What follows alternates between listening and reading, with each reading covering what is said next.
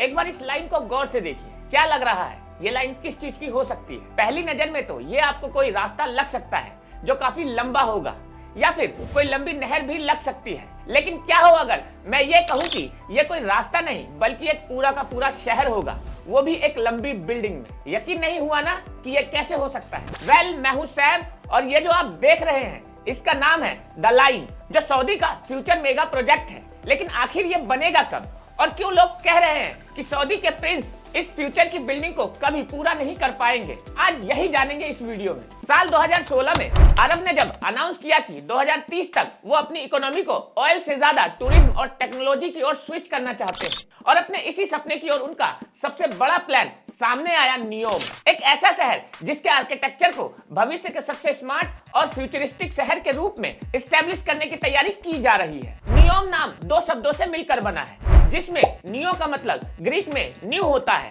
और एम यहाँ पर अरेबिक वर्ड में मुस्तकबिल के लिए स्टैंड करता है, जिसका मतलब है फ्यूचर। और ये दोनों ही शब्द इस शहर को न्यू फ्यूचर का नाम देते हैं, जो डिनोट करता है कि आखिर इस प्लान को लेकर सऊदी क्या चाहता है। वैसे तो इस सिटी से एसोसिएटेड प्रोजेक्ट ओक्सागन और सिंडाला काफी पहले से चर्चा का विषय बने हुए हैं, और ऐसा कहा भी जाता है कि ये दोनों ही प्रोजेक्ट बहुत जल्द ही हमें सऊदी में देखने को मिलेंगे। लेकिन इस सिटी से अभी रिसेंटली एक इंफ्रास्ट्रक्चर का नाम जुड़ा है जिसने पूरी दुनिया को हिलाकर रख दिया है, और वो इंफ्रास्ट्रक्चर है द लाइन। इस प्रोजेक्ट के अंदर करीब 500 मीटर की दो ऊंची दीवारें एक दूसरे के पैरेलल खड़ी की जाएंगी, जिनके बीच में करीब 200 मीटर का डिस्टेंस होगा। और सऊदी ये प्लान कर रहा है कि वो इन दोनों दीवारों के बीच एक ऐसा शहर बसाएगा जिसके आगे विश्व की सारी टेक्नोलॉजी फीकी पड़ जाएगी। अच्छा, एक बार तो 500 मीटर की 3-4 किलोमीटर लंबी दीवार बनाना हो तो वो भी मुमकिन लगता है, लेकिन मोहम्मद बिन सलमान की डिस्क्रिप्शन के अकॉर्डिंग ये लाइन करीब 170 किलोमीटर लंबी होगी, जिसका मतलब ये है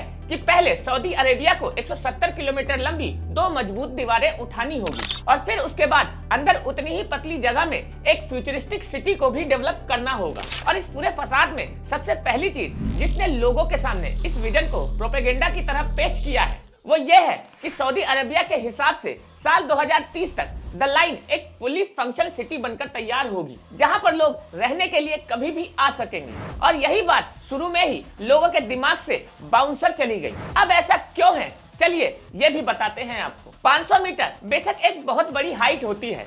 एग्जाम्पल के लिए अगर हम लोग चाइना के बीजिंग में मौजूद 527 मीटर ऊंचे सिटी टावर को देखें तो चाइना जैसे तेज देश में भी उसे पूरा करने में 6.5 साल तक का वक्त लग गया था, जबकि टावर की चौड़ाई सिर्फ और सिर्फ 78 मीटर थी। अगर हम लोग ये मान ले कि सऊदी में इस दीवार का काम चाइना से 1000 गुना ज्यादा तेजी से होगा, तो उस स्पीड में भी इन दोनों दीवारों को कंप्लीट बनाने में करीब 21 साल का समय कम से कम एस्टिमेट किया जा रहा है। ऊपर से ये दीवारें भी सिंपल ईंटों से नहीं बनी होंगी, बल्कि जैसा आप इस इमेज में देख रहे हैं उसी तरह इसके बाहर शीशे जैसी डिजाइन भी मौजूद होगी, जो इसकी खूबसूरती को और इनहेंस करेगा। नोट करने वाला पॉइंट यहाँ पर यह भी है कि इन दीवारों के बीच में कंप्रेशन के बावजूद एक ऐसी फ्यूचरिस्टिक सिटी भी बनानी है जहां पर लोगों को रहने का एक ऐसा एक्सपीरियंस मिले जो उन्हें दुनिया के किसी भी कोने में नहीं मिलेगा। और केवल जिस दीवार के खड़े होने में मैक्सिमम स्पीड के साथ 21 साल का समय एस्टिमेट किया जा रहा है, वहां पर कंप्रेसिव डिजाइन के साथ सिटी कब तक डेवलप होगी,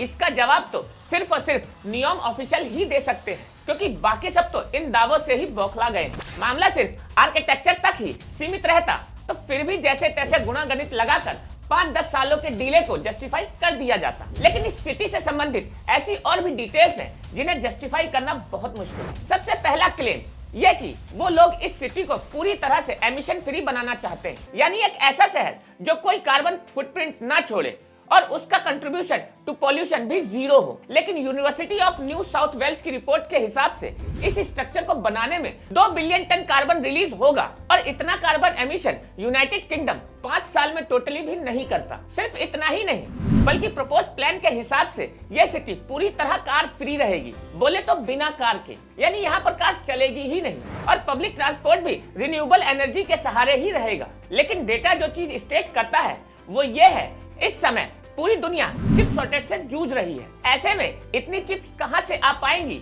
कि वो इतने बड़े शहर को पावर करने लायक सोलर पैनल्स या अदर सोर्सेज से एनर्जी जनरेट कर पाए। सऊदी ऐसा क्लेम करता है कि इस सिटी के अंदर सब कुछ 5 मिनट की वॉकिंग डिस्टेंस पे अवेलेबल होगा, लेकिन सारी इंसानी जरूरतें घरों के साथ साथ 2 से 3 किलोमीटर की वॉकिंग डिस्टेंस पे हर जगह कैसे कंस्ट्रक्ट करी जाएगी, ये भी इस विजन में सबसे बड़ा ऑब्स्टेकल है। लोकेशन की माने तो रेड सी के तट से होते हुए रेगिस्तान के जिस इलाके में इस पूरे शहर का कंस्ट्रक्शन होने वाला है, उस रास्ते में करीब 20,000 से ज्यादा बंजारे रहते हैं, जिन्हें सऊदी अरेबिया के इंसानियत से हटाने के मंसूबे तो बिल्कुल नहीं लगते। सऊदी अरेबिया दुनिया के उन चुनिंदा देशों में से एक है जो पहले ही ह्यूमन राइट्स की वजह से इतना बदनाम है कि कई देश उसमें इसी कारण से इन्वेस्ट नहीं करते। ऊपर से अकेले ही इस प्रोजेक्ट को अब तक 1 ट्रिलियन की औसत फंडिंग चाहिए, तब तो ये मामला सऊदी अरबिया के लिए और गर्म मुद्दा बन जाएगा। जुलाई में सुर्खियां बटोरने के बाद मामला ठंडा पड़ गया और सबको लगा कि कतर में होने वाले फीफा वर्ल्ड कप से जलन की वजह से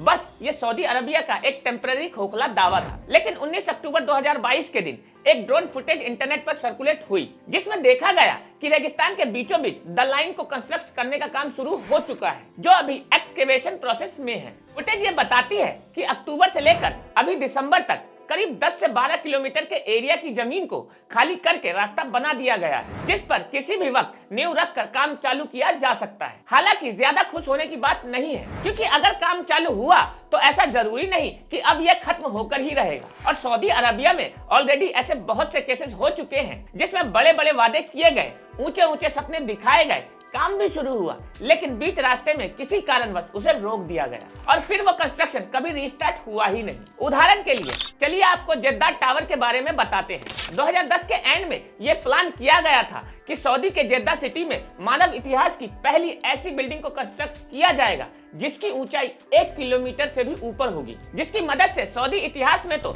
अपना नाम दर्ज कराना चाहता था, साथ ही विश्व की सबसे बड़ी इमारत को अपनी सरजमी पर रखने से बड़ा ख्वाब किसी देश के लिए और क्या ही होगा। यही सोचकर सऊदी प्रोजेक्ट में 3 से 4 बिलियन डॉलर इन्वेस्ट करने के लिए मेंटली प्रिपेयर्ड भी हो गया था। 1 अप्रैल 2013 के दिन बिल्डिंग का कंस्ट्रक्शन शुरू हो गया और 2018 तक 1/3 बिल्डिंग का काम पूरा भी हो गया था। लेकिन जनवरी 2018 में पता नहीं क्या हुआ कि प्रोजेक्ट की कंस्ट्रक्शन को ऑन होल्ड कर दिया गया और तब से आज तक 5 साल बीतने वाले हैं, मगर बिल्डिंग में एक ईंट तो छोड़ो, सीमेंट का दाना तक नहीं लगा और आगे लगेगा या नहीं लगेगा ये भी अभी भरोसा नहीं है। जेद्दा टावर के अलावा दुबई क्रिक टावर भी एक दौर में आर्किटेक्चरल मास्टरपीस कहकर मार्केट किया जा रहा था, जिस पर बनाई गई यूट्यूब वीडियोस में भी मिलियंस ऑफ व्यूज आए थे। उस वक्त भी प्रोजेक्ट पर काम कर रहे ऑफिशियल्स ने कह दिया था कि 2022 तक तो ये टावर हर हाल में बनकर तैयार हो ही जाएगा और टूरिस्ट भी इसके मजे लेने लगेंगे। लेकिन वहां भी वीडियो के दावे वीडियो तक ही सीमित रह गए। स्पेशलिस्ट ने